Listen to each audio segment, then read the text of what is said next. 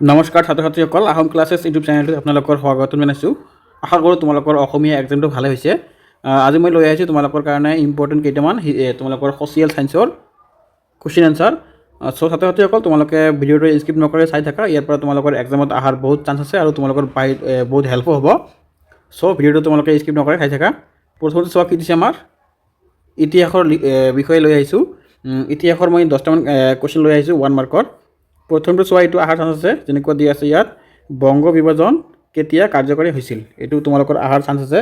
এইটো তোমালোকে লিখিবা 1905 চনৰ 16 অক্টোবৰ তাৰিখে। তাৰপিছত চোৱা তোমালোকে 2 নম্বৰত কি দি আছে, অসমত 1857 চনৰ বিদ্ৰোহৰ নেতৃত্ব কোনে দিছিল। এইটো হ'ব আমাৰ মণিৰাম দেৱান। তোমালোকে এইকেইটা কুৱেশ্যন ভালকৈ চাই লোৱা, ইয়াৰ পৰা তোমালোকৰ এক্সামত অহাৰ চান্স আছে। তাৰপিছত লিখা চোৱা 3 নম্বৰটো কি দিছে, গান্ধীজীয়ে কেতিয়া দাণ্ডী যাত্ৰা আৰম্ভ কৰিছিল। এইটো হ'ব আমাৰ 1930 চনৰ 12 মাৰ্চত আৰম্ভ কৰিছিল। 4 নম্বৰত চোৱা কি দিছে, বন্দে মাতৰম গীতটো কোনখন উপন্যাসৰ পৰা লোৱা হৈছে। এইটো হ'ব আনন্দ মঠ। 5 নম্বৰত দিয়া আছে কি আমাৰ, অসম ছাত্ৰ সন্মিলনৰ প্ৰথম অধিৱেশনৰ সভাপতি কোন আছিল। এইটো হ'ব লক্ষ্মীনাথ বেজবৰুৱা। তাৰপিছত আনিছোঁ মই ভূগোল। 6 নম্বৰ কি দিছে, তলৰ কোনটো অনবীকৰণযোগ্য সম্পদ। তোমালোকে ইয়াত মাল্টিপল থাকিব পাৰে। তোমালোকে যিটো কয়লা আছে সেইটো আমাৰ অনবীকৰণযোগ্য সম্পদ। তাৰপিছত দিয়া আছে কি আমাৰ, বায়ুমণ্ডলত কাৰ্বন ডাই অক্সাইডৰ পৰিমাণ কিমান। তোমালোকে লিখি দিবা 0.035% কাৰ্বন ডাই অক্সাইড।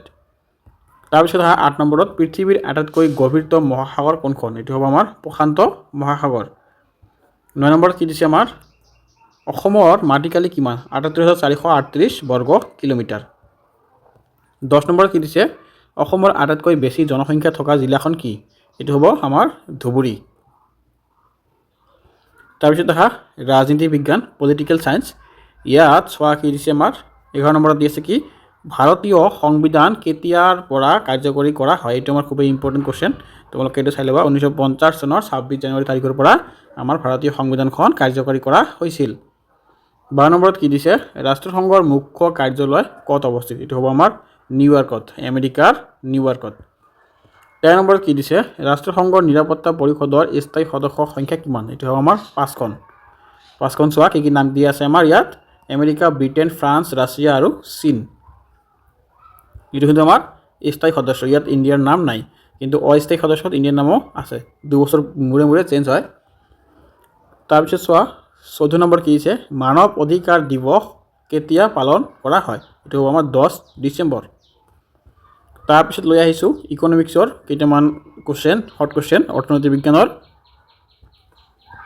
কি দিছে তোমাৰ লোকে চোৱা, নীতি আয়োগ কিমানখন কেতিয়া গঠন কৰা হৈছিল। এইটো ইম্পৰ্টেণ্ট হয় আমাৰ, 2015 চনৰ 1 জানুৱাৰী তাৰিখে নীতি আয়োগ গঠন কৰা হৈছিল। 16 নম্বৰত কি দিছে, ভাৰতৰ কেন্দ্ৰীয় বেংকৰ নাম কি। এইটো ইম্পৰ্টেণ্ট হয় তোমালোকৰ, reserve bank of India. Short ফৰ্মত কি লিখিবা, RBI। 17 নম্বৰত কি দিছে, মুদ্ৰাৰ এটা প্ৰধান কাৰ্য কি। এইটো হ'ব আমাৰ বিনিময়ৰ মাধ্যম। 18 নম্বৰ কি দিছে চোৱা, তোমালোকে অসমৰ এখন ব্যক্তিগত খণ্ডৰ বেংকৰ নাম লিখা। উত্তৰ দিছে অসম কোঅপাৰেটিভ এপেক্স বেংক। এইটো আমাৰ অসমৰ এখন ব্যক্তিগত খণ্ড বেংক। এইটো তোমালোকে মনত ৰাখিবা, অহাৰ চান্স আছে। তাৰপিছত তোমালোকে কেইটামান MCQ লৈ আহিছোঁ। MCQখিনি চোৱা, এনেকুৱা টাইপৰ তোমালোকৰ আহিব পাৰে এক্সামত। ভাৰতত ব্ৰিটিছ বিৰোধী আন্দোলনৰ সময়ত স্বদেশী আন্দোলন আনুষ্ঠানিকভাৱে কেতিয়া ঘোষণা কৰা হৈছিল। এইটো তোমালোকে উত্তৰটো হ'ব D নম্বৰটো, 1905 চনৰ 7 আগষ্টত। তাৰপিছতে চোৱা কি দিছে 2 নম্বৰত, তলৰ কোনটো জীৱীয় সম্পদৰ উদাহৰণ নহয়। এনেকুৱা টাইপৰ দিব পাৰে, নহয় বুলি দিব পাৰে। তোমালোকে সঠিক উত্তৰটো বাচিব লাগিব। এইটো হ'ব D নম্বৰটো, মাটি। তাৰপিছত 3 নম্বৰত চোৱা কি দিছে, অসমৰ কোনখন জিলাৰ সৰ্বাধিক শিক্ষিতৰ হাৰ পোৱা যায়। মানে আমাৰ অসমত জিলাকেইখনৰ ভিতৰত কোনখন ডিষ্ট্ৰিক্টত হায়েষ্ট শিক্ষিতৰ হাৰ আছে। আমাৰ হ'ব কামৰূপ মেট্ৰ'। তাৰপিছত 4 নম্বৰত, ভাৰতত মুদ্ৰা ব্যৱস্থাৰ নিয়ন্ত্ৰক কোন। আমাৰ ভাৰতৰ যে মুদ্ৰা আছে, যেনেকৈ টকা পইচা, এইবিলাক ব্যৱস্থাৰ নিয়ন্ত্ৰক কোনে কৰে, মানে কণ্ট্ৰল কোনে কৰে। এইটো হ'ব আমাৰ ভাৰতীয় ৰিজাৰ্ভ বেংক, RBI। তাৰপিছত 5 নম্বৰত, কেতিয়া ৰাষ্ট্ৰীয় মানৱ অধিকাৰ আয়োগ গঠন কৰা হৈছিল? National human NHRC। ইয়াৰ উত্তৰটো হ'ব আমাৰ বি নম্বৰটো হ'ব 1993 চনত। তাৰপিছত ছাত্ৰ ছাত্ৰীসকল আৰু কেইটামান মই তোমালোকৰ ফুল ফৰ্মৰ কাৰণে লৈ আহিছোঁ। এইবিলাক তোমালোকে প্ৰায় আহি থাকে, এটা নহয় দুটা ফুল ফৰ্ম লিখিব লাগে। মই ইয়াত গোটেইখিনি লৈ আহিছোঁ আৰু ইয়াতে মই কৈ দিম তোমালোকক কোনটো কোনটো ইম্পৰ্টেণ্ট হয়, সেইকেইটা তোমালোকে পঢ়ি ল'বা। যেনেকৈ আমাৰ অৰ্থনৈতিক বিজ্ঞানৰ ক্ষেত্ৰত ক'লে ইয়াত আমি লৈ আহিছোঁ, যেনেকৈ ইকনমিক্সৰ ক্ষেত্ৰত যেনেকুৱা দি আছে। 1 নম্বৰত দি আছে কি নীতি আয়োগ, এইটো তোমালোকে চোৱা। National institution of transforming India, তোমালোকে এইটো মনত ৰাখিবা, এইটো আহিব পাৰে। অসমীয়াটো ৰাখিব পাৰা ভাৰত পৰিৱৰ্তন ৰাষ্ট্ৰীয় প্ৰতিষ্ঠান।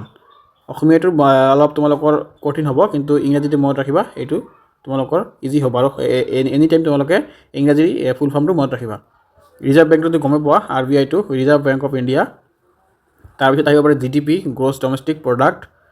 তাৰপিছত চোৱা ইয়াত কি দিছে কি HDI হিউমেন ডেভেলপমেণ্ট ইণ্ডেক্স, এইটো আহিব পাৰে। তাৰপিছত দি আছে IDBI industrial development bank of India. তাৰপিছত দি আছে কি 6 নম্বৰত SIDBI small industries development bank of India, এইটো পঢ়িবা। তাৰপিছত তোমালোকৰ মষ্ট ইম্পৰ্টেণ্ট এইটো আহিব পাৰে NABARD NABARD national bank of agriculture and rural development, এইটো তোমালোকৰ ইম্পৰ্টেণ্ট হয়, আহিব পাৰে। তাৰপিছত আহা UNDP united nations development programme, এইটো তোমালোকে অলপ চাই ল'বা। তাৰপিছত তোমালোকে ডাইৰেক্ট আহা কি ৰাজনীতি আৰু ৰাষ্ট্ৰসংঘ। ইয়াত তোমালোকে চোৱা প্ৰথমতে কি দিছে আমাৰ UNO, এইটো আমাৰ খুবেই important. UNO United nations organisation, এইটো তোমালোকে পঢ়িবা। ৰাষ্ট্ৰসংঘ যিটো কৈছে আমাক, এইটো পঢ়িবা।